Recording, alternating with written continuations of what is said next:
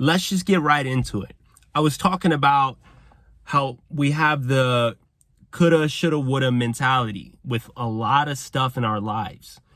For instance, when I was in high school or college and I was doing wrestling and I was running, I would do it every day. I was pushing myself. I was going pretty hard, and I knew that I could have been better, right? There were many things I could have done to be better. But we're not going to reflect on that. We're going to reflect on after you finish, retire, quit, whatever. So after that happens, you look at yourself and you're like, dang, I could have been much better, or I should have, or I would have if this and that. Well, the thing is that it's not that big of a deal in the first place. But the second thing is, it is so much easier to do something once you quit. You realize that you actually loved it and you're like, dang, I really have the potential to do it.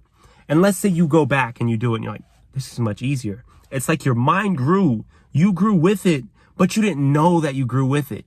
You didn't notice that you came so far and that you have been doing good the whole time, but you just had to tweak a few things and you just had to be persistent at it. So, if you quit something and you have the ability to go back at it, go for it and try it and see how you feel. And be like, well, I'm not the best. And then you look back on it and you're like, well, I could get better. And then you continue to do it and you do get better. But you have to realize that you're getting better with it. And sometimes sports, hobbies, certain things are not for everybody. So you have to be realistic at one point. If you know it's not for you and you don't really enjoy it, then don't do it.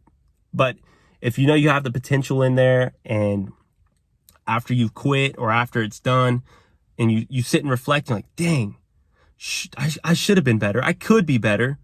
Then go back at it. Don't just give up because you're not on that sport team, or, you don't have the same people you had at one point. Go back and do it, because if you feel like it could be easy, then it will be easy with the reps you put in.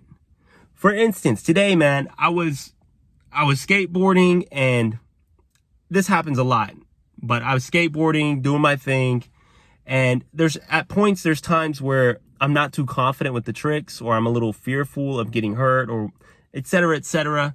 I don't even think about it as much as I used to when I was younger. So I'm better. I am better. I realize that. But after I go out to the grocery, after the skate park, I'm walking around, I'm like, just thinking about it. I'm like, dang, oh yeah, I could do that. I could do this. And I'm like visualizing myself actually doing it.